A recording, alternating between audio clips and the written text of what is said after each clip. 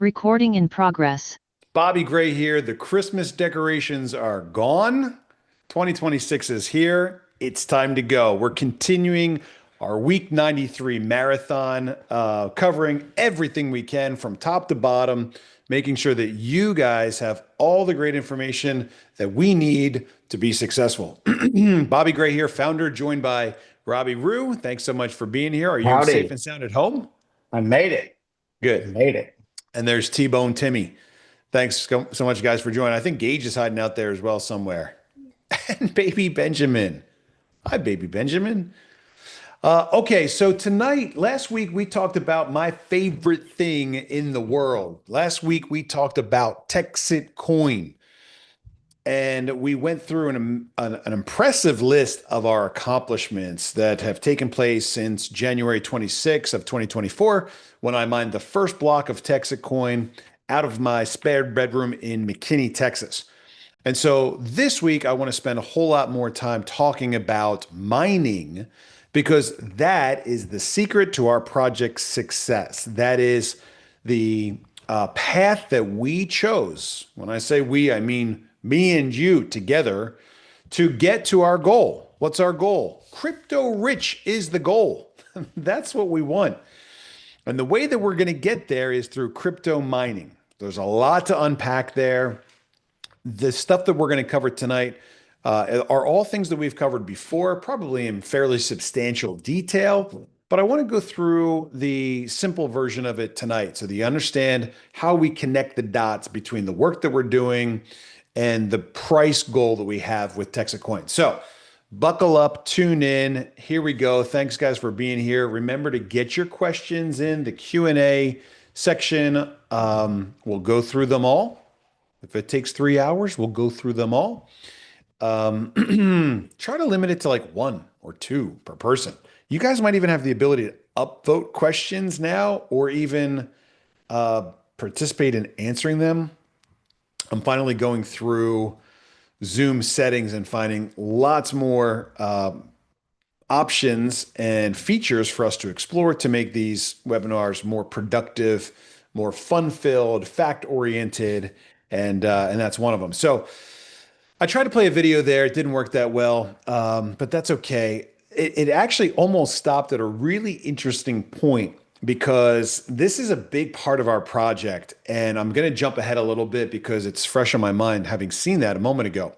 But an interesting point is that a couple of years back, and that video was about 4 years old, a couple of years back, China actually banned Bitcoin mining.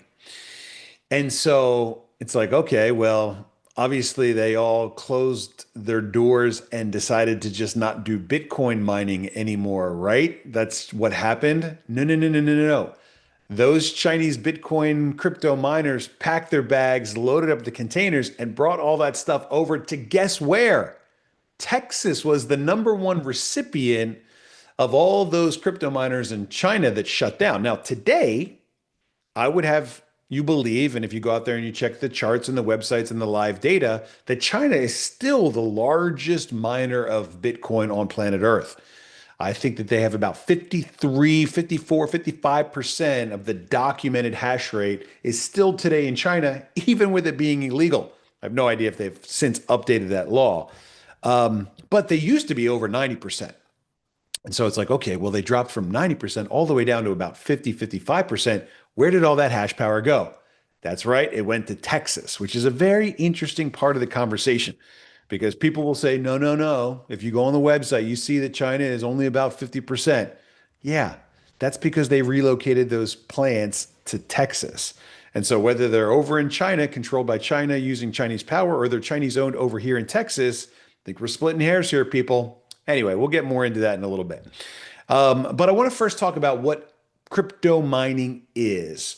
The magic of good crypto is crypto mining. So let me share my screen with you real quick here. We're not going to spend a lot of time on some of these things, but I want to take you back to the very earliest days of cryptocurrency where we're looking at Satoshi Nakamoto, probably not his, her, their real name.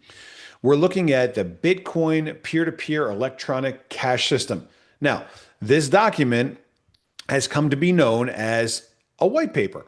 And that's also a fun thing because if you come out with a crypto project and you introduce it to the crypto bros, the first thing they go is, where's your white paper? If you don't have a white paper, it's not a real crypto. Says who? Just because Satoshi Nakamoto published something that people call a white paper doesn't mean you need to have a white paper to make a real crypto. We'll get more into that later if we can. But anyway, the point is that Satoshi Nakamoto published this document in 2008. And the abstract of this white paper is that a purely peer-to-peer version of electronic cash would allow online payments to be sent directly from one party to another without going through a financial institution. Pause. Full stop. Guys, what a powerful concept that is. Imagine if we want to do business with each other, we want to trade, we want to exchange goods and services for some sort of value. Imagine if we were able to do that without having to go through a financial institution. Remember, financial institutions skims a little bit off the top every time you tap to pay, every time you swipe that card, every time you put the chip into the machine. They're taking a little bit now. They're doing it for some good reasons. They've got fraud protection. They've got, rewards programs. They're charging a lot of interest to some of those customers on the other side. But the point is that you got to go through the financial institution in order to exchange value with the merchant that's providing you with goods and services. That's how it's been for as long as money's been digital. Somebody is carrying your wealth from your pocket all the way over to the merchant, and they're taking a little bit of a fee every time that happens. And so Satoshi, in his opening statement of his white paper, a purely peer-to-peer version of electronic cash would allow online payments to be sent directly from one party to another without going through a financial institution. What a powerful first sentence that is. Digital signatures provide part of the solution, this whole crypto thing, but the main benefits are lost if a trusted third party is still required to prevent double spending. We propose a solution to the double spending problem using a peer-to-peer network. The network timestamps transactions by hashing them into an ongoing chain, blah, blah, blah, blah, blah. The whole purpose of what the Bitcoin white paper provided to solve, what they wanted to change, what they wanted to fix, because we're not just here for digital, the first digital cash. People have been doing that for a while. But what we're here is to propose a solution that prevents double spending. So let's pause for another moment. Without going through a financial institution, we need to prevent double spending. That's the whole premise of cryptocurrency as proposed by Satoshi Nakamoto in the Bitcoin white paper published in 2008. Now, keep in mind, the first block of Bitcoin wasn't actually mined until about January of 2009. So these two pieces, getting rid of the financial institution and yet preventing double spending. What does double spending mean? It means you're sitting down at the Lambo dealer and you're looking at that new Lambo. I don't know. Is it a Murcielago, a Aventador? Is it the one that Rob wants? What's the one you want, man? I can't even remember now. I can't even remember. Revolto? Revoluto. You're looking at that brand new shiny Revoluto Lamborghini, and you've got your digital cash in hand, and you're getting ready to pay the guy. You got it all picked out, but your friend is over at the Ferrari dealership at the same time, and he's looking at that 488 Pista, and he wants that, and he's looking at the same exact wallet that's got money in there too. So you guys coordinate. You say, okay, 5, 4, 3, 2, 1, pay for the car. So this is what we call a double spend. Somebody over there is using the same wallet to buy the Ferrari. You're over here using the same wallet to buy the Lamborghini. And voila, both the Lamborghini dealer and the Ferrari dealer think they got paid. And then one of them finds out later that you double spent the money. You ever go to apply for a car loan and you're like, hey, I could apply for a car loan here and get a car loan there. And how are they ever going to know? Anyway, point is that cryptocurrency, by way of Satoshi Nakamoto, proposed a solution where we could eliminate double spending without having to go through a financial institution. So The reason that that matters is because if you don't have a central authority keeping track of everyone's balances and everyone's transactions, then you have the ability to spend the money twice, or three times, or five times. And so, in a decentralized network where there's no one central authority that's holding on to the records and the transactions, in a decentralized system like that, we need a mechanism to prevent double spending. The mechanism that Satoshi Nakamoto presented to the world through the Bitcoin white paper is what we have come to know and love as cryptocurrency mining. What does it mean? It means that we're all going to use our little home computers, our CPUs, and we're going to crunch these really difficult math challenges in an ever increasingly difficult rate. We're going to try to figure out the magic answer to some difficult question. And by doing these transactions, by processing this information, we're able to solve these problems. And the solving of these problems indicates that we're keeping an eye on the blockchain. We're watching for this double spending thing. And as we take a transaction in and we crunch it into a block, we create a really long chain of these transactions.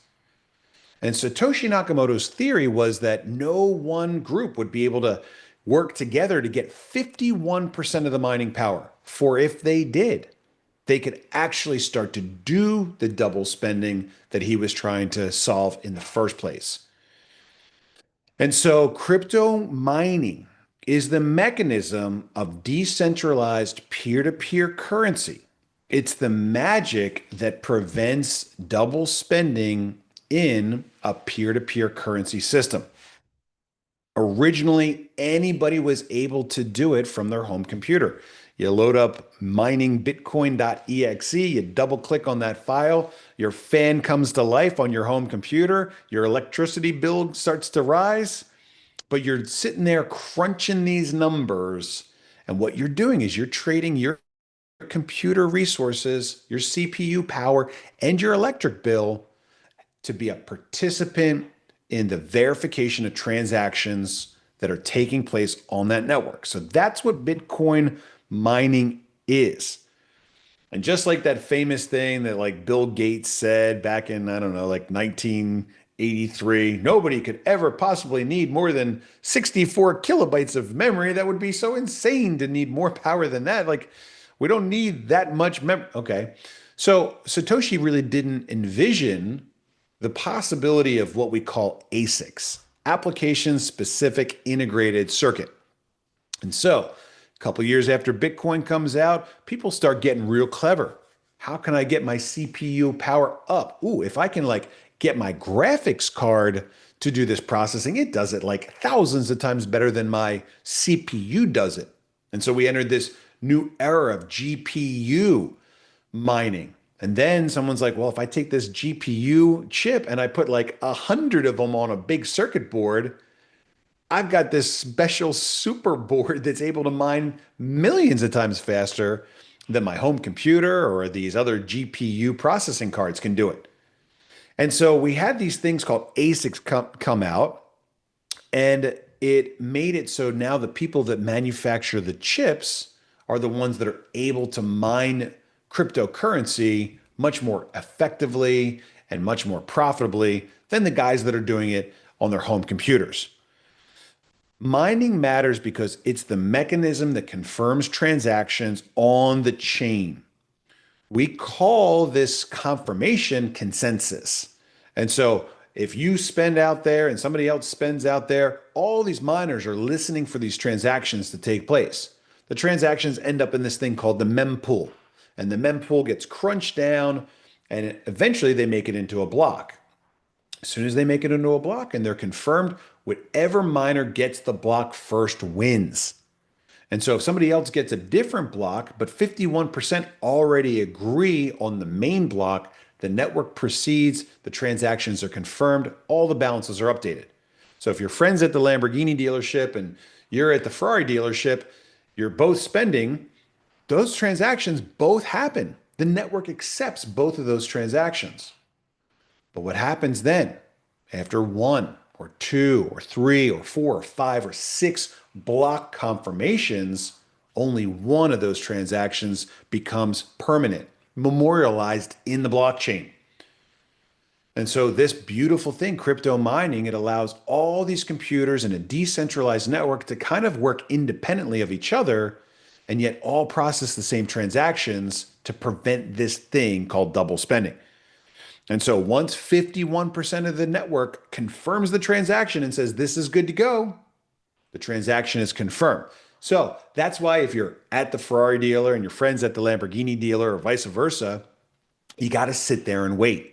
They go, well, I saw your transaction just came through, but it only has one confirmation. We need to wait until it has 6 confirmations. In the Bitcoin network and the TEXITcoin network, generally speaking, 6 confirmations is considered a permanent transaction. So if you're out there, you do a big spend, you might want to wait a couple minutes for a few blocks to confirm. That way we know that we've got the most accurate, correct, relevant information confirmed in the blockchain. And so in cryptocurrency mining, the mine is the backbone of trust. So we got a couple different kinds of like consensus mechanisms. When Satoshi started Bitcoin, we had what we call proof of work. That's crypto mining. That's the old school way of doing it. The original way that a lot of people argue is the right way, the only way to do it. Then all of a sudden, as you saw in that video, we're eating up a lot of power. There's a lot of electricity consumed by these cryptocurrency miners. And somebody has the great idea and they go, well, what if we created a new consensus mechanism called proof of stake? So instead of it being how big your computer is, or how many ASIC chips you've got on that board, or how much electricity you're burning through, what if we said whoever's holding the most cryptocurrency is the one that actually gets to decide which transactions are good and which ones are not? Obviously, if you're holding a lot of crypto, you've got a vested interest in the network being good and accurate and correct. So you wouldn't possibly, use your large holdings of cryptocurrency for nefarious purposes and cut down on the amount of trust that people have in the network. That makes sense. And so we have this thing called proof of work and proof of stake. 2 different consensus mechanisms to do the same thing, verify transactions in this decentralized network. All right, so I'm not trying to give you a masterclass tonight on crypto mining. What we're trying to do is we're trying to understand how to get rich off of crypto. At the end of the day, that's probably the biggest thing that draws people into this conversation. It's the thing that catches their glance as you go flying by on the highway in the McLaren or the Porsche or the Ferrari or the Lamborghini. Crypto rich. We talk about money and how important it is to have it. If you're constantly doing everything you can, working 2 jobs, mom, dad, both working, trying to keep your family's head above water, it's really tough to be able to pay attention to what's going on in the world. It's tough to be able to help other people. It's difficult to give back to your community. If you're broke, you're disenfranchised. You don't have a voice. You're spending all of your energy just trying to work on basic survival requirements. And as we know about money, it's better to have it than not have it. It's like our friend Rafael Cruz says, it's better to have it than not have it. It's better to have more of it than less of it. And it's better to have it sooner rather than later. And so at the end of the day, we look at this cryptocurrency thing. We say, man, all these guys got rich off of Bitcoin. I missed it. You missed it. You probably have that story about how you could have gotten into Bitcoin back when it was $1, $2, $10, $100, $1,000, but you didn't get in. We didn't get in because we didn't understand it. We didn't like it. We didn't trust it. We didn't really know what was at stake. So how did the early adopters of cryptocurrency get rich? They got rich one of 2 ways. Number 1, they bought in early. They grabbed a handful of it before the whole world heard about Bitcoin, and they held on tight. Through the ups and downs and the roller coaster that the Bitcoin community had over the years of going from complete obscurity, this almost worthless digital dust, 10,000 of these things to buy 2 large pizzas in the first commercial transaction. Was that May 21st, 2009 or May 22nd? I don't remember. Pizza Day, we call it. So they either picked up a handful of crypto back when it was really, really, really cheap, or they mined it. They participated in the network. They said, well, I could buy it, but wouldn't it be great if I could actually earn it as a reward for helping to establish and grow and secure the network? So there are a lot of people that heard about this, or maybe Ethereum, or maybe Dogecoin or Litecoin, and started mining these coins before the whole world figured out what was at stake. And so you can make money in crypto either way, or at least you could. Let's take a look real quick at a Bitcoin mining profitability calculator. All right, let's say you want to mine Bitcoin. We'll refresh the page. And we can actually go in here and we can say, all right, let's suppose, what's the average electricity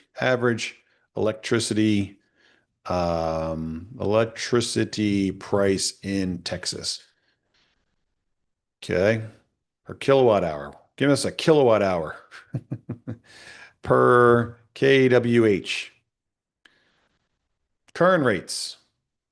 14.3, 14.7. Okay, so let's go back to our Bitcoin mining profitability calculator because we want to get rich off crypto. We heard that people are getting rich off of crypto mining. That sounds like a good idea. I got my home PC ready to go. It's not going to cut it, but let's see how much money I can make if I buy one of those fancy pants things. Electricity price is 14.7 cents per kilowatt hour. I'm going to use the latest Bitcoin mining hardware, the Bitmain Antminer S21 EXP Hydro 3U at 860 terahash per second.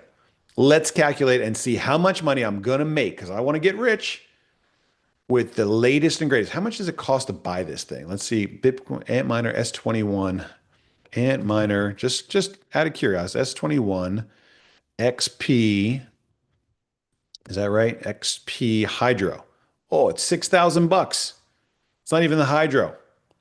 So if I want to get rich crypto mining with this S21 XP, let's do the X21 XP. This one, 270. That's what it said there, right? 270 terahash. Okay. How much money am I going to make mining Bitcoin with this state of the art? Oh, I'm going to lose 2 cents a day. My approximate income with NiceHash at 14.7 cents per kilowatt hour is negative 2 cents a day. Now, this tool is actually a lot of fun because you can look at it lots of different ways. And what it's doing is it's comparing the electricity consumption of these different miners and your electric price, trying to figure out how much you would make. You would lose 5 cents a day. So remember, you're not making 5 cents a day, you're losing 5 cents. And as we talked about with this S21 XP, we've got a capital cost, if we buy it on Amazon here, for 5,995 bucks. So if you want to get rich crypto mining and you want to do it with Bitcoin, you got to put out 6,000 bucks and you're going to get back about 2 cents a day. If you're paying an average electricity price, okay, well, what happens if you get a better electricity price? Oh, if we drop from 14.7 down to 11 cents, we'll make a penny a day. So you have to be mining at such a competitive, insane price in order to make 8 cents a day? Am I missing something here? How is this possible? Who would do that? Well, I can tell you who would do that. People that have the money printer would do that. Institutions would do that. They get free money from their friends over at the banks and the Federal Reserve. You can't profitably mine Bitcoin at 2 cents or 4 cents or 8 cents a day.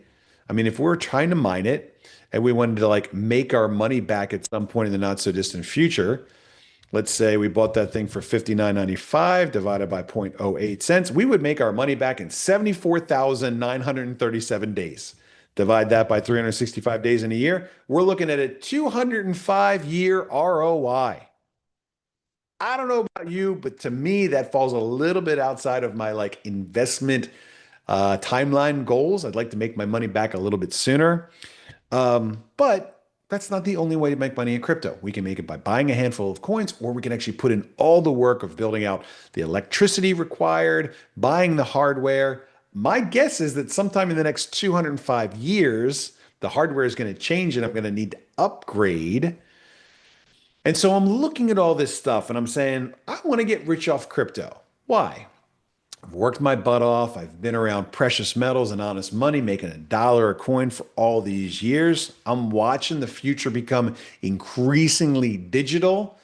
I'm trying to talk to people about gold and silver coins, and I'm realizing that people are more interested talking about crypto. You walk through a restaurant and there's more crypto conversations in there than there are gold and silver. You go to a crypto convention and man, it's tens of thousands of people. You go to a gold and silver convention, it's a bit of a snore fest. No offense to my gold and silver friends out there, but do a comparison of the two. We did a web page and told a tale of two cities. You know, the biggest coin event was in like Pittsburgh or something like that, and the biggest crypto event was in Nashville. Trump showed up. Man, it was just a party amongst parties with the crypto scene. So I'm looking at this and I'm saying, I got to make a change. I got to get into this crypto thing. How do I get in? Where do I get in? Do I have to find like the next meme coin? Do I got to pick like, some NFT monkey coin that somebody's going to get ready to pump? I don't know how to do that. I'm not tuned in on social media. So I got to figure out how to get into crypto. And I go, oh, I know. I'll just make my own coin. Thousands of new coins pop up every single day. So the barrier to entry to making your own coin must be fairly low. Just seems like anybody can do it. Maybe I'll try it out. Now, stop and pause for a second. I look around and I go, well, I just built this big building. It's got big power.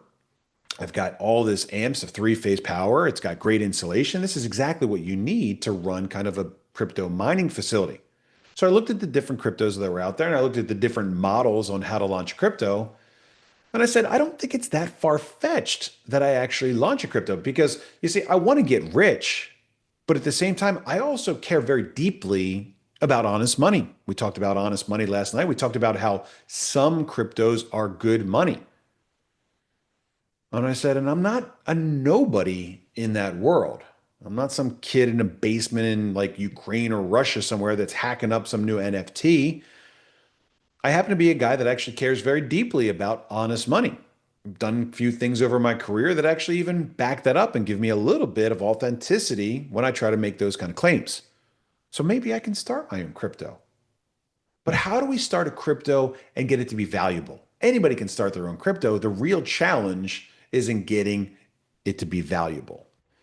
And so I talked to the experts, and the expert said, well, if you start your own crypto, you got two paths. Path number one, influencers and pump and dumps. You go out there, you pay the Kanyes and the Mayweathers and the Kardashians of the world to pump your coin, as they have done many times in the past. The whole world gets in, you get rich, cash out, boom, you did it. I go, well, that's not really for me. I'm not really looking for a pump and dump here. Well, the other option is you can do what all the other successful proof of work cryptos did, and you can build a mine.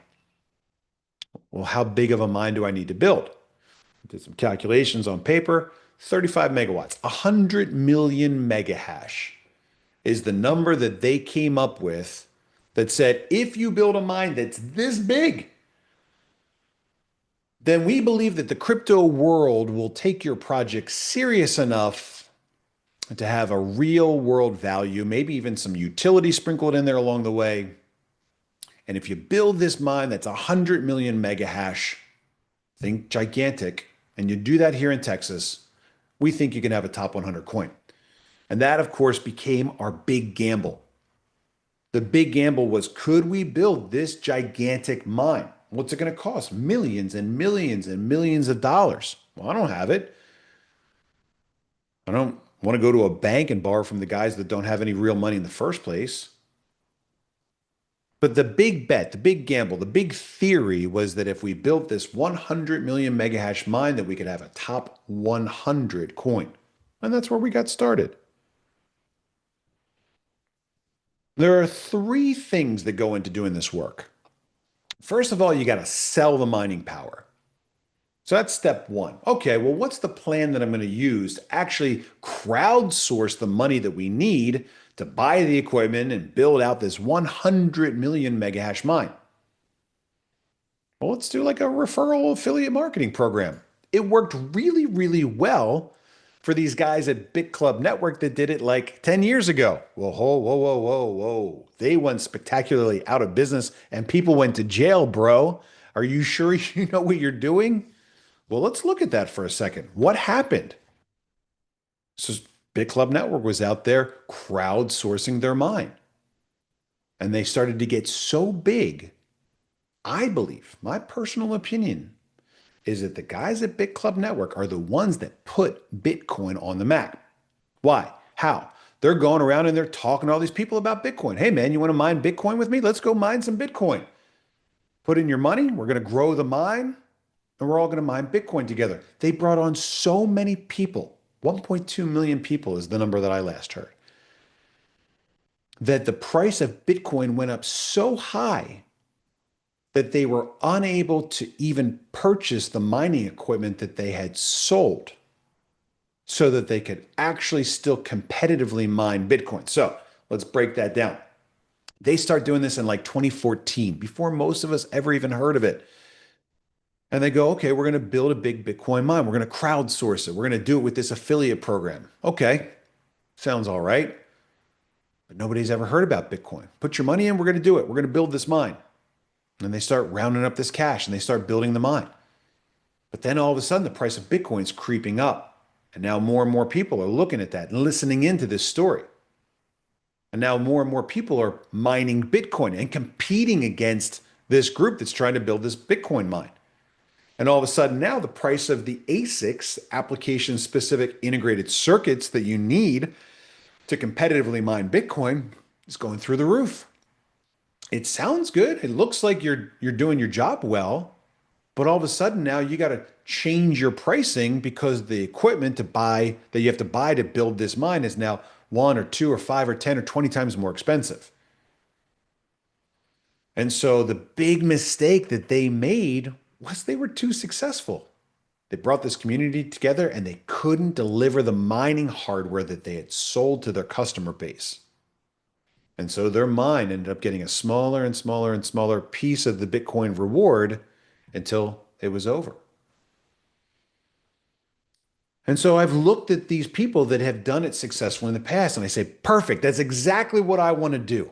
I'm going to do it just like that with one major difference. We're not mining Bitcoin. So the other thing that's happening out there is people are starting to scream about how much electricity Bitcoin mining is producing. I don't know if we got that far in the video at the beginning of this call, but man, it uses like a small country's worth of power to mine Bitcoin. It's the most inefficient computing system on planet Earth. Because remember, you're trading electricity, you're trading power for decentralization.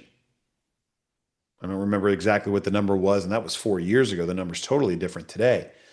But this Bitcoin mine keeps getting bigger and bigger and bigger, and people are talking about adding gigawatts of mining, another 100 acres of Bitcoin mining. And I looked at this and I said, why are they doing that? Isn't it obvious that this is a zero-sum game? You can't keep growing this thing forever and ever and ever. The computers keep changing. You got to keep upgrading these computers to stay competitive. There's no way that a normal average guy can start mining Bitcoin and compete against the banks, the hedge funds, the institutions, the countries that are mining it now. And so the big thing that I did that was different from what everyone else out there did, we started mining our own coin. And we build our network in a permission format, which gave us the ability to not just shoot for that 100 million mega hash goal, but cap it at 100 million mega hash. We want to build a big network, but we don't want the network to have to grow forever to infinity. If we build this network that's 100 million mega hash, we're competing against each other in our mine, as opposed to having to compete against the banks and the institutions and the foreign nations. That's easy math. We keep our electricity consumption low. It's big, it's substantial, it's registers on the global conversation, but it's not so big that they're writing terrible articles about us in the paper. It's not so big that we're killing the wildlife in the areas where we're building out our infrastructure.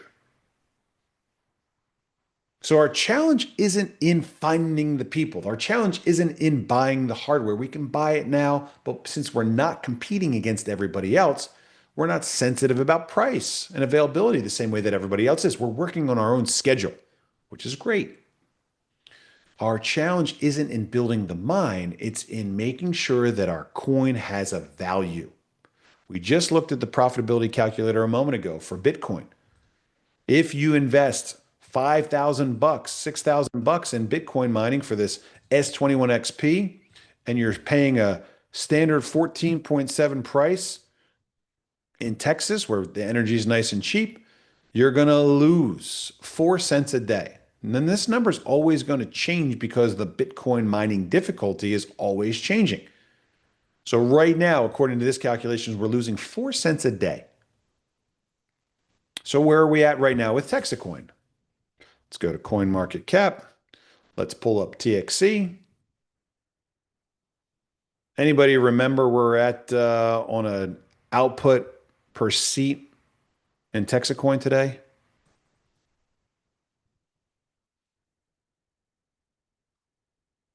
Am I all alone here? I'm feeling Were weirdly. we were around a half a coin for quite a while. I don't know if that's changed much recently. So I think that's about right. Let's say we're about at half a coin per seed, and a seed is 100 mega hash. So you take our market price today of $1.11, which everyone loves to yell and scream about, and you say, okay, well, I get zero point 0.5 coins. I'm getting about 55 cents a day of TXC off the TXC network, as opposed to the negative 4 cents a day off the Bitcoin network with 6 times the initial capital requirement. So when we started this thing back in April of last year, we weren't on a market. We didn't have a price. There was no value. We crossed our fingers and said, okay, we hope someday to get on a real market. We hope someday to get it from 2.8 cents, which is kind of where we're pricing it at the beginning, to 3 cents, to 5 cents, to 10 cents, to 20 cents. And of course, we peaked all the way out in September, about $7 a coin. We all celebrated. A lot of people cashed out, bought houses. And so now I think we've kind of settled down. It's an interesting spot to be at $1.11, but with a stable market, with $1,000, cost per 100 mega hash, I think it's pretty cool to be able to get 50 cents a day. Now that's if you sell the coins every day, which you're welcome to do. There's no restriction. There's no lockup period. You can sell all the coins you get every day, or you can hold on to them and see if our price increases. But that was our big gamble that we took back at the very beginning. We said we missed the Bitcoin bandwagon. We didn't get rich off cryptocurrency. We watched a lot of other people do it. We're kind of bummed out that we missed it. If we could go back in time, sure, we would have picked up a handful of Bitcoin at $1 or $2 or $5 or $10, maybe even 1,000 or 10,000. Sure, of course, if we could go back in time, we would have picked up some Bitcoin mining hash power back when it was cheap and competitive. Think about it. If you could go back right now and buy Bitcoin mining power, and you knew that there were only ever going to be 1 million seats on the Bitcoin mining rocket ship, of course you would pick it up. We've got time now that answers a lot of those questions that were completely mysterious to us back 10, 12, 15 years ago, back when we were first hearing about this stuff.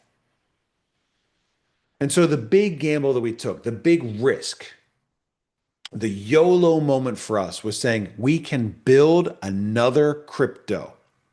We don't have to join the Bitcoin guys. We know that it's primarily controlled by the banks, the hedge funds, the institutions, and the foreign nations. We don't have to try to compete against them. They've got unlimited money. How could we compete? They make the chips. You can't compete against the guy that's got the money printer.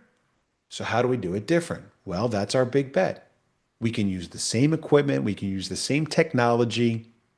We can use all the stuff that's tried and true, but we can start over with a blank slate and we can build it right here in Texas.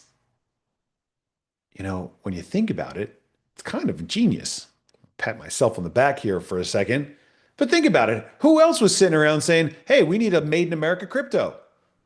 Before it was cool to say that. So I created TEXIT Coin.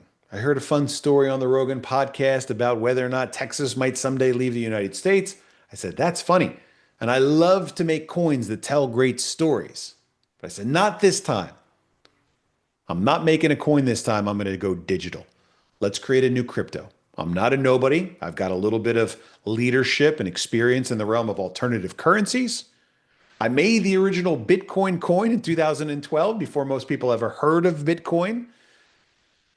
I'm passionate about honest money. We talked for a long time last night about why good money matters, what good money is. Good crypto is good money. Not all cryptos are made the same, but what if I could take my love and my passion for honest money and build us a new cryptocurrency rocket ship that gives us a second chance at crypto success? That's it. Can I do it? I asked around, hey, what do you guys think about this idea? Well, it's not your stupidest idea ever, Dad, but I'm in for $1,000. Let's sell seats on the rocket ship. Who wants to join us for this journey? Who wants to take the leap of faith and see if it's possible for us to actually build a real made in America cryptocurrency? Not that competes against Bitcoin, but that complements the cryptocurrency industry, that supports the other coins out there like Litecoin and Doge through merge mining. All we have to do is find 1 million people that like the idea and are willing to put a couple dollars at risk to come with us for the journey. I think we can do it. Look at what the Bit Club guys did back when they were competing against the rest of the Bitcoin industry. Millions of people, 1.2 million at least. I think we can do it better. And we're not competing against China. And that was the audacious plan.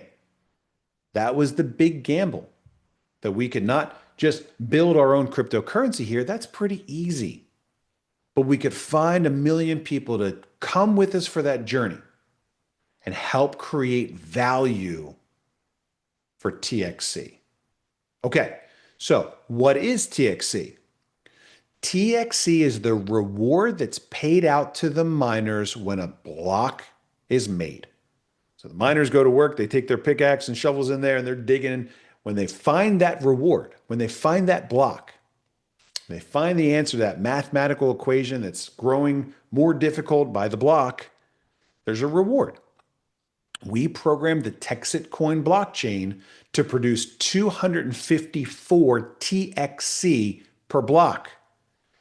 This is what makes cryptocurrency so amazing, that we've got the most honest, transparent, and accountable monetary system on planet Earth. Think about it, right? I don't know how many dollars are made up every day. I don't know where those dollars go. I don't know how much energy is required to create those dollars, but I know exactly how many TXC are made every day. I know exactly how much energy is required to make those TXC. I know exactly where those TXC go. They go exclusively and directly into the wallets of the miners that have put in their cash to join us in this adventure. And because our network is permissioned, no one else is allowed to do it without joining us on this level playing field. So not only is TEXITcoin the made in America, built in Texas crypto, but it's the one that has the most level, honest entry system of all the cryptos that are out there. It's kind of the best of both worlds. It's decentralized because we're putting our mining equipment all over the state. We're shipping out mining equipment to homes across the state of Texas. But it's permissioned, which means you can't come in and take our blocks without paying the entry fee. Well, what's the entry fee? It's $995 per 100 megahash. Well, can I buy an unlimited amount? No. You can buy up to 9. Well, I want more than 9. Well, you got to earn it. How? Roll up your sleeves and go out there and help us find more people that want to participate in our community. That's it. That's our whole system. With that little system, we are in the top 1% of the most successful cryptocurrency products that have ever launched on planet Earth. Rob, you looked up that number earlier today. How did you find out exactly what that number was?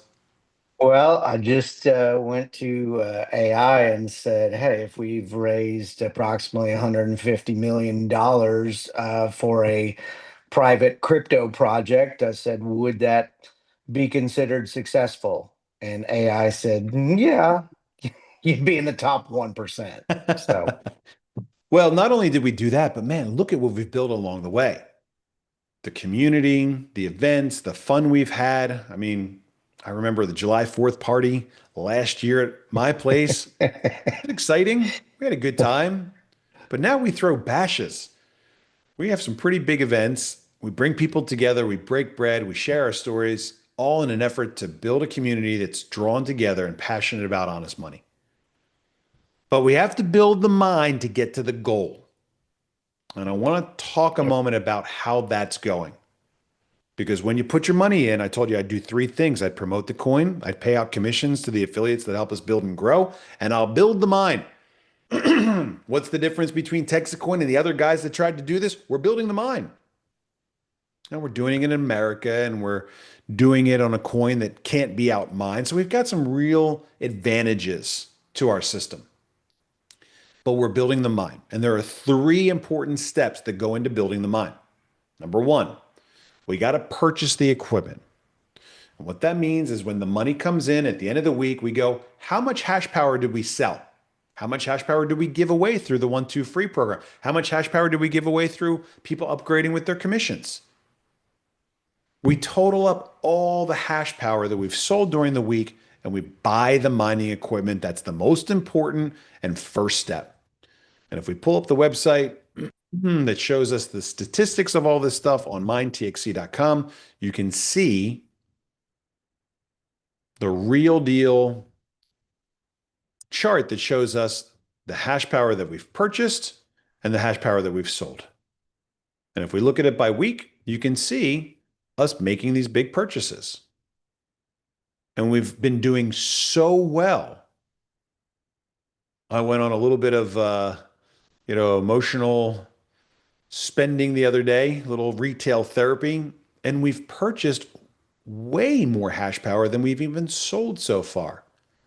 So you can watch the sold hash power continue to grow by day or by week, and the purchased hash power on kind of a flat line because when we make those big purchases, the number jumps up. And if we look at it by month, you can see that we were kind of right there on top of itself. And then our purchases far exceeded our sales. And we've got a big, nice cushion now. Everything that we've bought, we've received. I sent a message out a moment ago to our community to see if we could round up some pictures of mining equipment and storage. But then I logged myself out of Telegram on this computer, so I don't have access to it. Rob, is there any chance you have any pictures or video or a live feed that you can do a screen share on? yeah, give me a second. Let me see what I Yeah, can pull work up. that out. So anyway, so that's the first step. The first step to building the mine is buying the equipment. And I don't know why people mismanage money. It happens.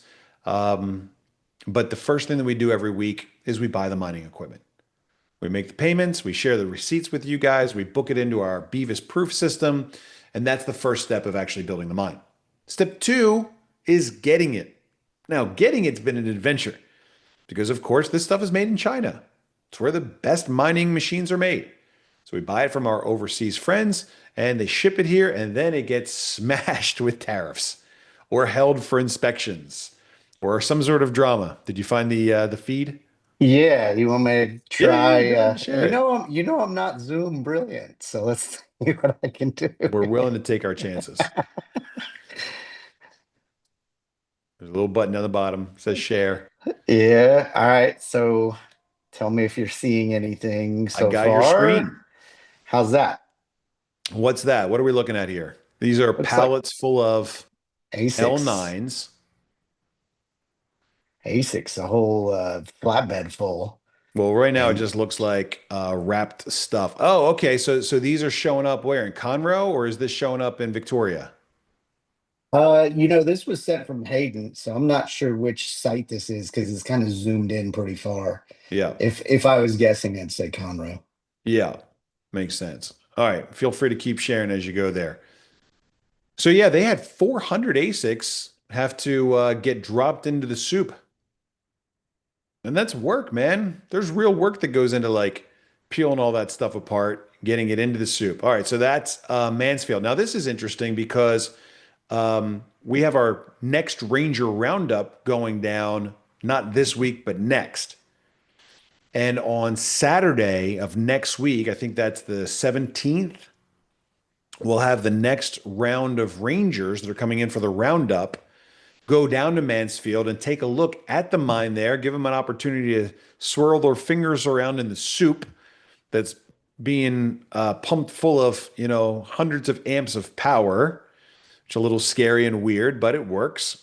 And they'll also be on site to inspect these pallets of ASICs. Grab a box, slice a hole in the side of it. There's an ASIC in there that's waiting for step 3, installation. Thanks for the screen share, Rob. That's exactly what I wanted to say. I appreciate that. Sure. How do I kill it now? There's a button on there somewhere. There we go. I'm back. Wait, you're still sharing. Hit the oh, there we go. Perfect. Thanks, man. I appreciate that. Wow, I did that without messing it up. I love it. So the third and the final step of getting this stuff installed is probably the most difficult step. Buying it, paying for it, pretty easy. Receiving it, takes some logistics, but that usually goes pretty well. The third and final step is receiving it. Now, we've struggled for a long time with building out the mine. We had power limitations. We were waiting for shipping containers. We had tariff issues. We were messing around with voltage problems. And so, at one point I was like, guys, are we even sure that we can do this? We got to go back to our community at some point and demonstrate competency. We're telling our community that our big gamble is based on us building this mine and getting the mine up to this 100 million hash power point, where the crypto community looks at us and goes, wow, they built a giant mine. But we're not making progress, man. What's going on? Okay, well, how do we see the progress? We looked at the purchases, but let's take a look at the progress. The progress is on another chart here, all the way at the top of the statistics page, which shows you right here what our actual network hash rate is. And so if we change this to looking at it by, let's look at it by week. For a long time, we were cruising along with just a single bathtub full of L7s. And finally, we got our B24 to come online in McKinney. And the B24 holds 24 of these super powerful L9s, the best in the industry. We've got a tank of 24 of them and they're chugging away. Now we've got some power problems we're dealing with. We're working through it. But can we actually figure this out? Is it possible for us to figure out how to build this mine? Or are we just idiots and it's never going to happen? Then we got the B48. We set up a double stack of these and that went in Mansfield. And I'm feeling a little bit better, but we still haven't rolled out the Big Daddy, the BC40. And the BC40 is a 40-foot shipping container that holds 200 of these L9s. So we installed a 24, we installed a 48. We're making progress, but we have yet to install the shipping container megawatt version of this thing. We bought a piece of land. We sent our best guys that we can get our hands on down there to build out a pad, work with the energy provider, extend the power, put in the transformer. And then we turn it on and we start blowing up power supplies. Oh, crap. Man, we were so close. We were going to throw like this big party. We're going to flip the switch and this ceremonial ribbon cutting thing. What happened? Somebody spec'd the wrong transformer. Okay. Right as we were licking our wounds from that setback, we connected with a consultant. He introduced us to a site in Conroe, Texas that was able to accommodate 2 containers. And that's the big jump that we had that took place on the website. You can see it right here. We jumped up to 5.36 the week before Christmas. And now we're even a little bit higher. I think we hit 7 or 8 terahash the other day. Yeah, we did. So remember, we're building a 100 million mega hash mine. So far, at the moment right now, we're running at about 4.55. Earlier today, 6.88. So we're going to have to look into what caused our network to drop a little bit. But the point is that we're working on finally getting the network built. This is what we expect to show the world. Not yet, not now, not today, but this is what we expect to show the world as we stair step our way up from obscurity, just like Bitcoin, to a major cryptocurrency that's well respected, well performing, and on the top 100 list. Guys, think about how fair of a gamble that is. If we build one of the world's largest mines, the largest privately owned mine that's owned by individuals, not banks, not mega corporations, not financial institutions, not foreign nations, but if we build a network that's owned by individuals, could we expect to be a top 100 crypto? Absolutely, we can.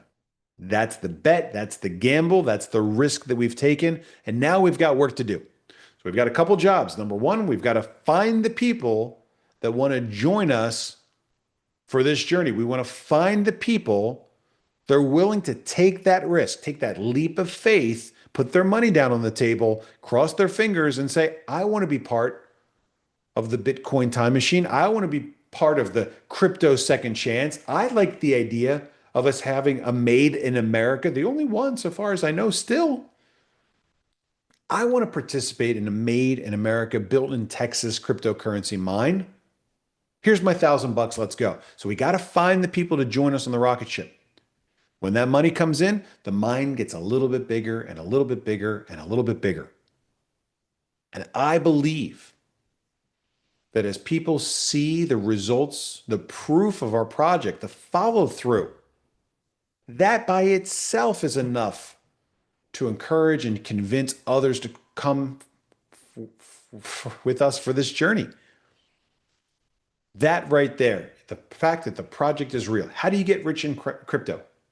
Find something that's real, find something that's new, find something that's early, jump in, take a reasonable leap of faith, never put in more than you're comfortable with, and cross your fingers, buckle up, get ready for a wild ride. That's crypto. And I believe that we can find the million people that we need to crowdsource this Texas mine. And I believe, finally, that we're competent enough with the right people to build the Texas mine. It takes time, it's work, it's effort, it's network, it's land, it's power, it's utility providers, it's transformer. There's a lot that goes into it. But we've now purchased and received almost 30% of the entire 100 million mega hash. And now with your help, we can continue building that mine bigger, bigger, stronger, stronger, more and more trustworthy to that 100 million mega hash goal so that we can have a second chance at crypto success. What's different? It's made in America. It's inexpensive. It's faster than the Bitcoin network. And it will always be a currency first blockchain. If the price of TEXITcoin ever goes so crazy that it costs 50 cents or $1 or $2 to send a transaction on the TXC blockchain, we'll just change the fee. We'll do the thing that the Bitcoin bros were too cowardly to do. They wanted to get rich off transaction fees. I want to get rich by helping people embrace honest money. Step one, we build the mine. We've come really far in just the last couple of weeks, guys. We saw a huge increase in the mining hash power. And I know that we were distracted with the holidays and with our sales goals and with our price. And we didn't pay attention to the turn on of this Conroe facility.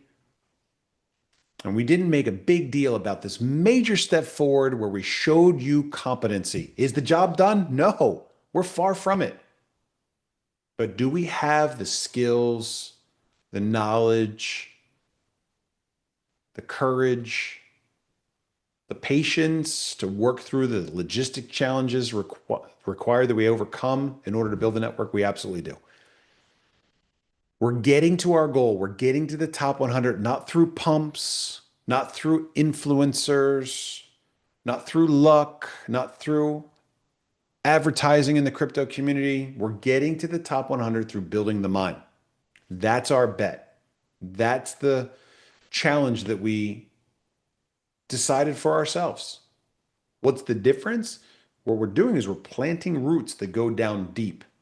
And as those roots go deep through our community and through the backbone of trust, the mining power here in Texas, it gives us the ability not just to have a flash, but to last. I want to get rich and I want you to get rich along with me.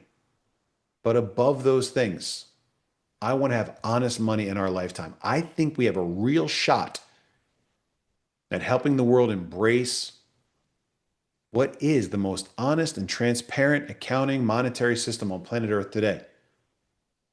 We talked yesterday at length about how the money is becoming increasingly digital over time. We talked about how good cryptocurrency is good money, has all the properties of good money. It's a good medium of exchange, it's a good unit of account, and it's a good store of value. It's come so far in the last 17, 18 years. And we talked about how TEXIT Coin is good crypto, proof of work owned by individuals, made in Texas. All the things that we need in order to be successful, we've got them in our hands right now. And just in the last couple of weeks, we proved competency.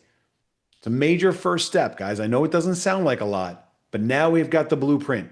We know the exact transformer models. We know the exact coolant. We know the exact energy providers. We have the contracts for the electricity that give us a 4-cent electricity rate.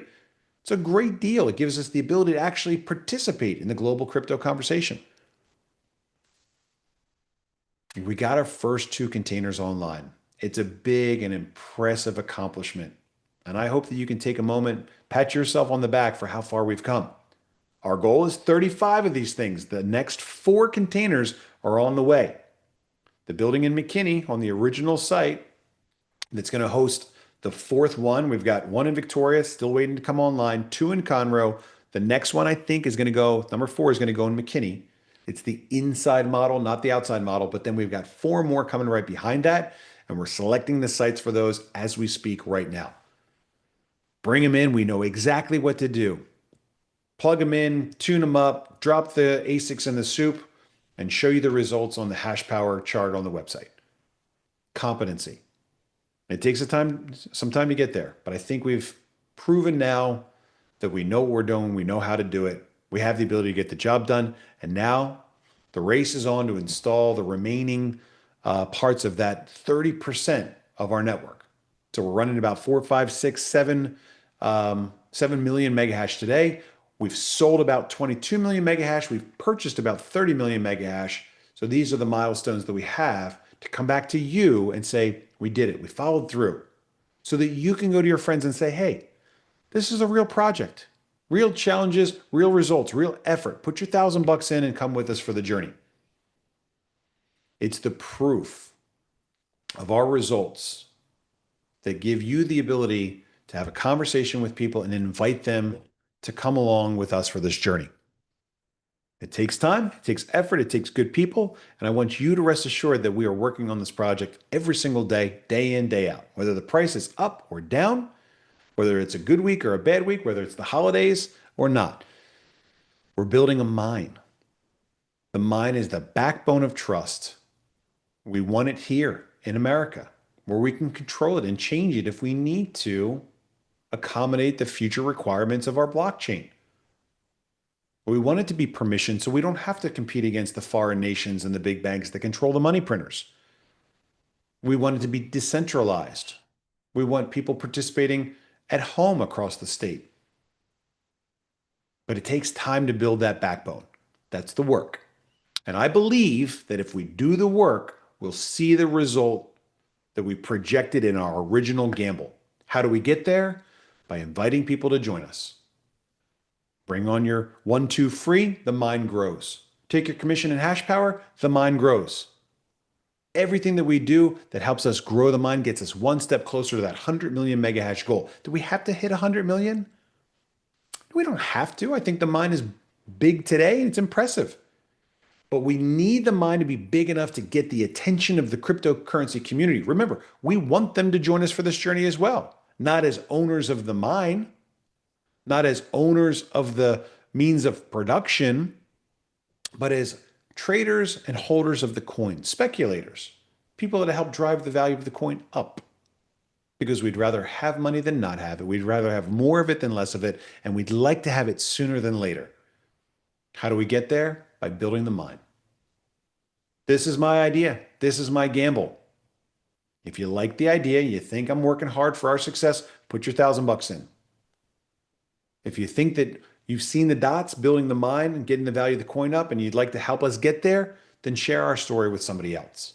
Invite them to take a chance with us as well. But that's the only way that we get there. We get there together because we can build the mine, but if we don't have each other, then there's no need for a currency in the first place.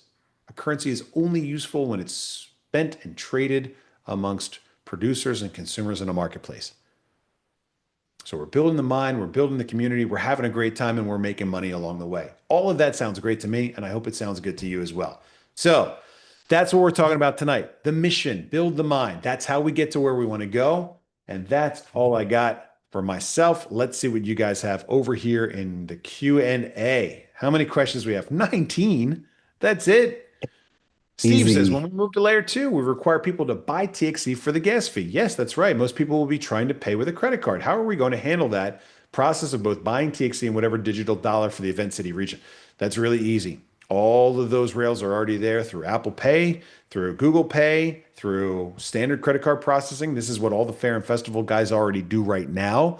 That's one of the things that's great because we're not selling cryptocurrency. We're selling tokens for the festival.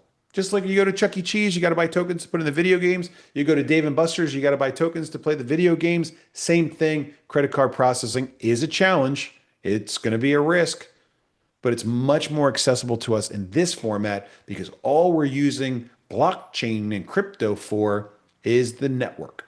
That's it. We're just using the backbone of trust.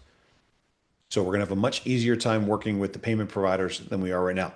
For a new investigator, what's the best data video? I don't know what that means, but take a look at, what is it, TEXIT Ventures? I think it's TEXIT Ventures. TEXIT Ventures. A lot of great resources on TEXIT Ventures. Take a look. That's Jim Carrey's site. He did a great job, and now we are working to get that site installed for everybody else as well. What does the process of loading a card or purchasing McKinney DDD look like? Guys, this isn't a call tonight about Downtown Digital. You got to remember that we want TEXIT Coin and mining TEXIT Coin and Downtown Digital to be 3 totally different things. I can't answer the question for what it looks like because we don't have it done yet. But as soon as we have it done and you have the ability to do that, I'm going to ask you to try it out and put some money into the McKinney economy. Bobby, I've been challenged sending out the link to my team at every meeting. The one posted in Telegram today was wrong. And someone sent me this link that I copied from an email, and the confirmation link from Tuesday night call. Can you suggest the best strategy to stay updated? I think the registration page stays the same. We're going to set it up so that you can register for multiple events. But, look, it's important for us to connect every Tuesday night. I'm here. If people get the wrong link, then that stinks. We'll do what we can to try to correct that. But remember that the meetings are always recorded so you can share it with the people that missed it later. I have a brand new book of checks. I don't know what that means. Do you agree that gold and silver is rising because it's being used to back crypto in general? To be honest, I have not been paying attention to the gold and silver industry. What I've heard and what it normally is just a really big disconnection between the paper and the physical market. Right now, if you try to sell physical silver, it's pretty hard. You wouldn't get the market price for it today. You'd get something pretty drastically under the market price, which means that there's really something happening in the paper silver market, maybe a short squeeze or something else. I don't know. Lynn says, I don't understand halving. Is there a way to calculate what the mining profits for 100 hash would be after 3 halvings? Halving goes from 254 down to half. What's half of 254? 254 divided by 2 goes to 127 divided by 2 is 63 and a half. It happens about every 7 years in our network. It's about 5 years because our network's been running almost 2 years now. So we got about 5 years to the first halving. We're trying to calculate what I would need at retirement. That's a good question. The first thing you got to do is pick a number. Is TEXITcoin going to go to 16, 80, 800, or 3,000? Which one of those do you like the best? In all seriousness, guys, we are shooting for a top 10 crypto. Who makes up the list of top 10? Bitcoin's obviously number 1. It's the OG. It's a multi-trillion-dollar asset. Ethereum's number 2. It's a decentralized cloud computing platform. Really great, really useful. And people need ETH to pay the gas fees to use it. And so I think that when people see that TEXITcoin is designed to be the currency of marketplaces and the currency of community currencies, or the backbone of community currencies, I think it'll find its place on the top 10. In order for us to get there, where do we need to be? Let's take a look. Do a little bit of dreaming while we're here. Coin market cap. Number 10 is Cardano at a $14.8 billion value. If we want to be a $15 billion coin and we have 100 million coins in our network, we'd have to be at 150 bucks a coin. Let's shoot for a buck 50. I like 200 better, but let's shoot for there. Lowest point during the update to the 3 right, 3 left. My wife had 1 point on left. Take it up with commissions, guys. If there's a lost point, we'll find it and get it back for you. Craig says, hey, Bobby, Happy New Year. So looking forward to this year and what is going to come out from all the hard work and authentic and moving forward. My question is, how much of the mine has to be finished percentage-wise, online, built, paid for to implement layer 2? We're there now. We're ready to go. So look, we've got about a 6-month rollout goal for the downtown digital. We're working on it now. Next week, we're going to model some hardware. Our big event is in June 5th and 6th is kind of our first opportunity to showcase it at a large scale event. But a lot of the work to plant the seeds for that to be successful are going to happen far in advance of that event. What does that mean? Okay, well, we want people to go to downtown McKinney for this festival, and we want them to use the downtown digital dollars. So we have to market to them in like March and April. We'll send an every door direct mail that's got a downtown digital card attached to it that they can link to their phone, add value to, so that way when they get to the event in June, all they have to do is tap, tap, tap. They don't have to download anything. They're already onboarded and ready to go. So we want to work out all those bugs early so that we can do that pre-marketing and get them onboarded, make sure they're comfortable with the user experience before they actually get to the festival. Need a better way to buy TXC through the backfire. Coin use doesn't work within acceptable time frame and won't complete. Yeah, we're working on that. When the new website rolls out, I think you'll see a better way to do that. How could Walmart accept Bitcoin if the fees are too high? Well, you got to remember that, first of all, does Walmart accept Bitcoin? The Bitcoin transaction fees vary over time. So based on network use and activity, if you want to go back and look at a chart, we can pull it up of Bitcoin network fee chart. Bitcoin average transaction fee. Check it out. Back in April 2024, we had an average transaction fee of $127. Was that $127 right there? Yes. In April or maybe May of 2024, late April, we had an average transaction fee of $127. How about going shopping at Walmart and getting hit with a $127 fee? You can see the average transaction fee during times of, lots of network use is higher. We've got April 2024, $4 is an average transaction fee. And then in, recent parts of, or the later parts of 2025, we're down at 50, 60, 70 cents, much more reasonable. So what you have to watch out for is these spikes. What are these spikes? Well, something is going crazy in the crypto world, and all of a sudden the network fee is averaging 12, 10, 5, $8 per transaction. So you ask people, would you rather spend Bitcoin or would you rather spend credit card? Obviously, if they're not savvy enough to look up the transaction fee, they might get hit and be a little bit pissed off. And so that hopefully, Edward, is the answer to your question. Are the currently operating mines mining Litecoin also? Yes, they are. Use Pinex to buy TXC super easy. Yes, it is pretty easy. Have we produced a video or can we about the difference between permission-based and decentralized versus centralized? I don't know. I don't know if we have, but I think that's a great idea because it's a really big objection that we get. People go, I've looked into it. My AI told me that it is not decentralized. Whoa, whoa, whoa. What does decentralized mean? Decentralized just means that there's no central server. There's no central authority. We've got miners scattered all over the state of Texas. We're decentralized. Can anybody mine? No. No, no, no, no, no, no. Well, then you're not decentralized. Well, no, that means permissioned. What does permission mean? It means that you've got to get permission to join the mining network. That means you can't take our coins without joining us on our level playing field. if you want something to throw in their face to win the argument, be like, hey, is XRP permissioned? Is XRP decentralized? XRP is fully pre-mined.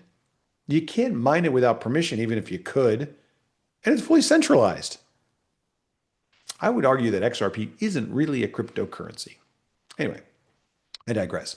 But it's a great idea. We'll have to get our guys on making a video about the difference between decentralized and permissionless.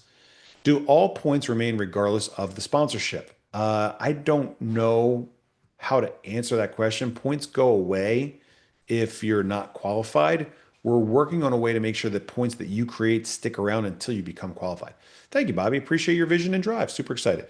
We struggle to convince people to grab a seat on the rocket ship. Why? What's the objection?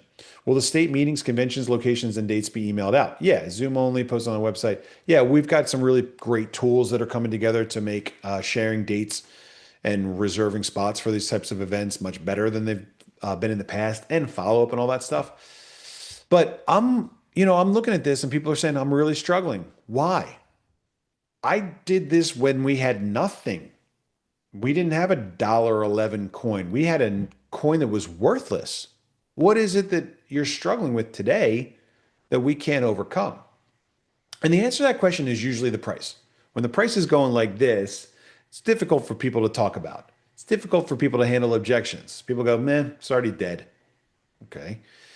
Look at Bitcoin. How many bear markets did Bitcoin have? Now, was it easy to bring somebody into the Bitcoin world when it was crashing from $20,000 all the way down to $3,000? No, it was really tough. But the community still survived. It still grew. So in crypto, you've got bull markets and you've got bear markets. I think we've bottomed out. Somebody made a great video comparing, the Wall Street hype cycle and the Fibonacci sequence and all this other stuff. I thought it was really great. But to see that we've kind of leveled out, normalized at about $1, it's pretty cool. It's pretty cool stuff. It doesn't change the work that we do every day, but to see that maybe we found the bottom and that we're still working on implementing, the strategies that we expect to drive the price of the coin back up, it's kind of reassuring. So the question is, what's the objection? We already know the project's real. We already know that I show up week in, week out to talk about what's going on for better or worse. So the question is, what don't you like about that? Do you not have $1,000? Do you think that the guys that got in on Bitcoin when it was $20,000, watching it fall all the way down to $3,000, were really happy about that? Absolutely not. People were furious until it went back up to 20, and then to 40, and then to 65. And then it went back down to 20. It's a roller coaster, guys. It takes a strong stomach. Christy says, how much will the coin be worth in a couple months? I have no idea. Let's hope it's a lot. Tom says, I thought we were going to discuss the layer 2 DDD first big signed contract. Am I confused on the day for that? I think you are confused, or I hope you are confused. Did I say we were going to talk about the downtown digital tonight? I was hoping that, I'm hoping I'm right. But normally we like to talk about mining on the Tuesday night miner call. Downtown digital we'll get into maybe tomorrow.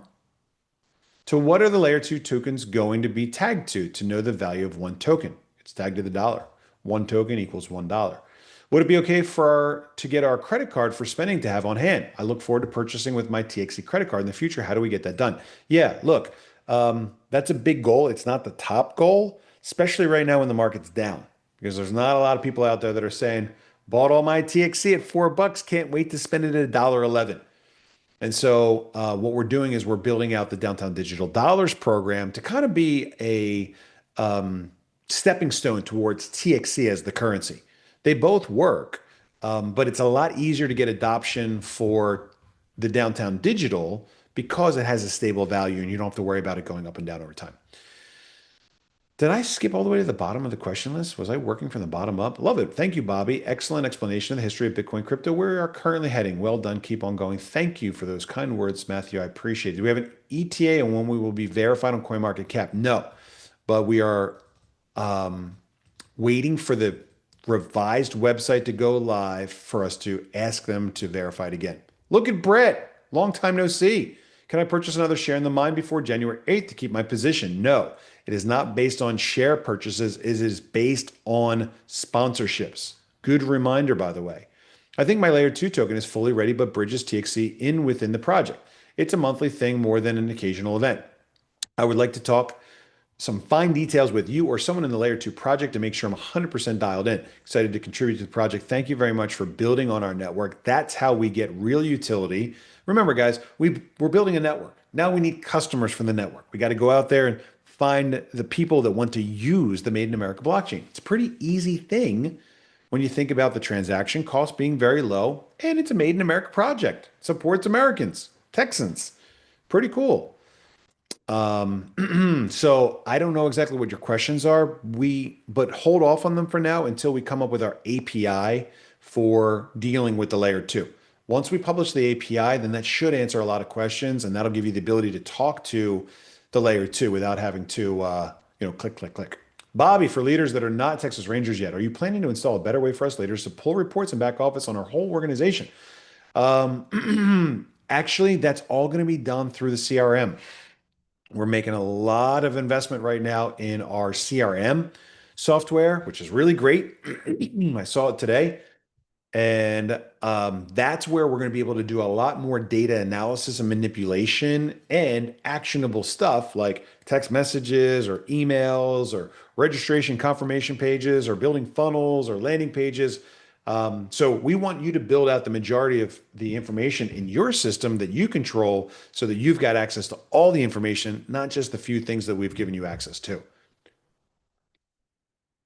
Christy says, what is McKinney DDD? It is Downtown Digital Dollars, and it is the third of 3 projects that we're actively pursuing as part of our core ecosystem. So we've got TEXIT Coin, the layer 1 digital currency. We've got wallets. We've got wrap tokens. We've got apps that use all that stuff. Then we've got the Mine TXC. That's the exclusive mining partner of TEXIT Coin. And then we've got the Downtown Digital Dollars, which is our first real world utility of the TXC blockchain. So 3 totally different entities that all form our core ecosystem. More info coming soon, Christy. I'll make a video on permission versus permissionless and decentralized and centralized. Thanks, Lonnie. You make some great videos. Earl wants to know, how do we get paid on the Litecoin we have mined? You don't. Also, are you putting in a 13-week cycle start and finish date in the back office as well? So that will be much easier to know if a miner is active. Yes, we will, and we'll put in some communication drip stuff so that if you're going to go inactive, you'll get a heads up. Right now, you need to have 1 since October 9th-ishly, and then by the end of this month, you'll have to have 3 inside of a rolling 3-month period. If someone falls inactive, they become active again with just 1 new signup, or that they need 3 to be reactivated. Depends on when they went inactive. If you sign up January 1st and January 2nd and then January 19th, well, then if you went 3 months in advance of January 1st, when that first of the 3 falls off, that's when you would go inactive. If you signed up your next person 4 days later, well, then you also lost the January 2nd one. So it's a rolling 13 weeks that we're always monitoring to make sure that you stay active. Remember, it has no effect whatsoever on your mining output. We've never turned anyone's mining output off. You can always still participate in the 1-2 free. If you bring on 1 person, 2 persons, 3, you get that free mining seat. So you can always participate in that. It doesn't matter if it takes you 8 months to get your 3rd sponsorship, you will get that 1-2 free bonus. Chuck says, when or if can white papers be available? We're working on that as we get more into the crypto side of stuff. So I think we will have a white paper. I've been kind of put out about it for a while, but we'll have one sooner or later. 3 questions from David. Is there a roadmap for vendors to come online to accept TEXIT coins? No, not yet. When will TEXIT be available? On Coinbase for purchase? No idea. Is there any plans for Web3 integration? I don't know what you mean by Web3. How are we with Coinbase? We are not on Coinbase's radar today. We got to get CMC verified first. What should you do once you get a seat at the table? You should decide that you made a good decision to join us. Make sure you didn't get scammed. Then learn everything you can about TEXITcoin and crypto in general. And then, and only then, once you feel comfortable sharing our story, ask somebody to join us on Thursday night for the Zoom. I'm a new miner. How do I get in touch with the back office or main office to ask questions? You got to log into your back office. Go to mindtxe.com, hit the login button there, and then you can send a support question through the back office. Hopefully that answers your question. Can you break down the steps? I don't know what steps we're talking about. Does the armadillo have a name? We went with Texi for a while. I don't know if that's stuck. Texadillo, not a name. I had a high level investor ask if we have a PPM. What should I tell him? Parts per million? What is a PPM? What is the process for someone to transfer their mine to another? Can they be consolidated? This is not with the centers. We can move them around a little bit. Remember, we only let people buy up to 9 on a single tracking center. If you want to transfer it to another person, you got to send some instructions to the people at our office from your email address that's on file. We'll send you a text message to confirm it's you, and then you can give us the information for plugging in. Brandon says, have the in-home miners started producing LTC yet? I don't know because I don't control the in-home miners, but they are supposed to get their share of LTC, but you do have to join the new pool with the new pool information. David says, since we are building a network for customer to use, can the TEXIT network be used to send another crypto if someone wanted to? No. Every blockchain is specific to its own coin. Since the transaction fees are less in our network, it would be another customer base. Does that make sense? I think it does. And I think the answer is no. Every wallet only supports TXC. You can't use Bitcoin on the TXC blockchain and vice versa. Re-rolling 3 weeks. Will there be any communication or clear way to see when someone may fall off? Yes, we will send an email. How do we get on the Thursday night call? We'll have a link to that on the new website that should be live in the next day or two. PPM is a private placement memorandum, document given to private investors. Look, guys, this is not an investment. This is more like gambling. When you put your cash in, you're more like making a donation to this guy, right? It's not an investment. We're more of like a crowdsourced affiliate thing, donation, blah, blah, blah. I don't know what words to use, but the word that you definitely don't want to use in an investment. You should think of crypto very much more like gambling. We're not broker dealers. We're not marketing this exclusively to accredited investors. And so keep all that in mind. This is a gray area here. And if that makes you uncomfortable, then please do your research and don't do anything that makes you uncomfortable. I guess I was confused, says Earl. I thought we would not receive any mine TXC for having a home miner, but we would get the LTC to offset the cost. No, you don't get a TXC because of your home miner performance. You would get the LTC based on your home miner performance. And that's correct. That's there to offset the electricity and possibly Doge in the future. Yeah, you're right on both of those. So the TXC you get is based on the total amount of hash power that you've accumulated in the system and the number of TXC that our network produces on a daily basis. The LTC is based on how hard your home miner is working. I do understand that that is working now. If you join the pool and get the correct pool information, then you should get a very small, little teeny tiny piece of LTC. The electricity cost is very low and the LTC is very low. The hope is that the LTC that you get is at least enough to pay that electric bill. Other than Coinbase, who can we use to buy TXC from the back office? We're working on that. You can go direct to DexTrade or any of the other exchanges where TXC is listed right now. If you go to CoinMarketCap, you can see it where we're listed. It's not particularly easy right now. If you want to do a big purchase, you can hit up Gage at the office. Will our referral link change when the new site launches? Yes, no. The referral link that sends people to the main office website will not change. That will still work, but you'll have your own website that you can send people to with a lot of great information where you can fill in the blanks and share your own story there. So if you choose to use a different link for that website, then yes, it would change. When we merge our 9-pack 3 centers to one center, will the points on the lower levels travel up? No, the points are going to stay where they are. So like if you have your thing here and then this one's got 9 stuck and this one's got 9 stuck, those spots are going to stay there. We're not moving them, but if you wanted to move the stuff that's here over to here as well, then those points would come over with the move. What are the home miners? Well, remember, we're building a mine. We've got 35 sites picked out. Well, not picked out, but earmarked for the state of Texas. But we also want to have tens of thousands of miners and homes across the state of Texas. I don't have much more information for that tonight, but once we have the new website there and the online stores available, we'll start doing aggressive sending of home miners again. We've got thousands of them. What does it mean when what does it mean when someone sponsor you? And what does placement parent mean? Christy, those are good questions. I'm not the guy to answer them.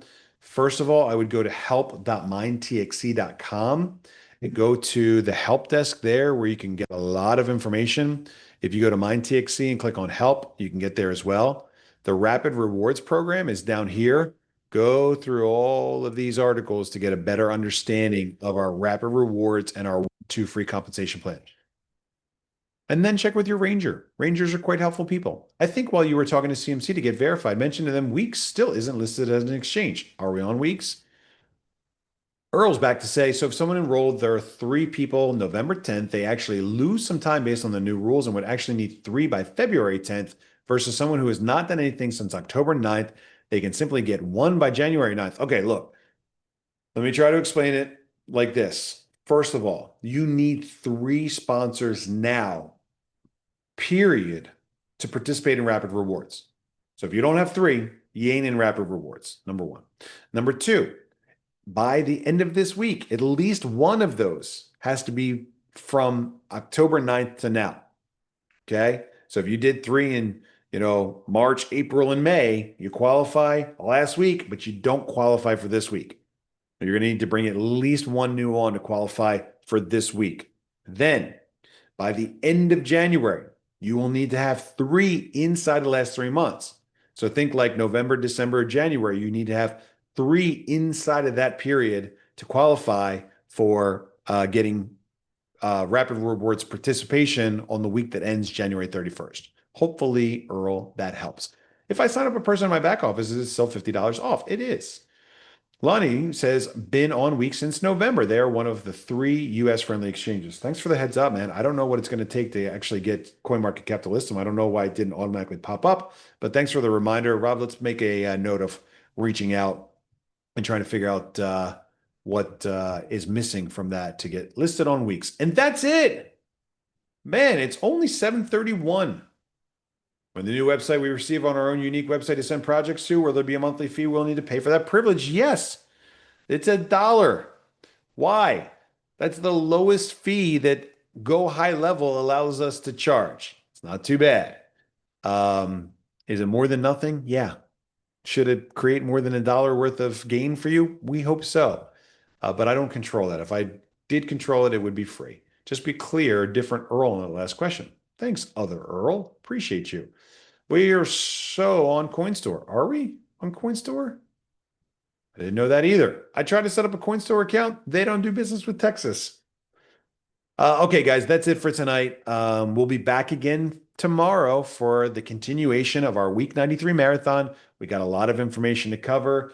We got a lot of people that are working hard on our continued success. You're probably one of them, and thank you so much for joining me. I'm Bobby Gray. I'm the founder of TEXIT Coin. I'm the founder of MindTXE. I'm the founder of Downtown Digital Dollars. We got a lot going on and a lot to be excited about as we get into 2026. You guys have a great night. We'll talk again tomorrow if you've got time. Thanks, guys.